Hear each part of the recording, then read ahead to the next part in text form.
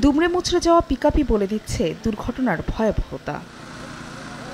সোমবার ভোরে যাত্রী নিয়ে ঢাকা যাচ্ছিল দূরপাল্লার একটি বাস। পথে ঢাকা সিলেট মহাসড়কে নরসিংদীর নারায়ণপুরে পৌঁছালে বিপরীত দিক থেকে আসা মাঝবাহী একটি পিকআপের সঙ্গে ধাক্কা লাগে। এতে পিকআপের চালকসহ ৫ জন আহত হন। রোববার মধ্যরাতে ঢাকা টাঙ্গাইল মহাসড়কের ঘারিন্দা আন্ডারপাস এলাকায় সিএনজি চালিত অটোরিকশাকে ধাক্কা দেয় ট্রাক। এতে দুমড়ে মুচড়ে যায় সিএনজি অটোরিকশাটি। ঘটনাস্থলেই মারা যান এক যাত্রী। আহত অবস্থায় চালককে উদ্ধার করে ঢাকা মেডিকেলে নেওয়ার পথে তার মৃত্যু হয়। ঝিনাইদহ থেকে মোটরসাইকেলে মহেশপুরে আত্মীয়ের বাড়ি যাচ্ছিলেন ইকতার আলী। পথে চুয়াডাঙ্গার আলমডাঙ্গায় আলম সাধুর মুখোমুখি সংঘর্ষ হলে মোটরসাইকেল থেকে ছিটকে পড়ে তার মৃত্যু হয়।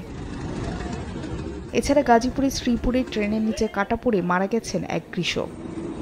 ফাহরিয়া ফারজানা, সময় সংবাদ।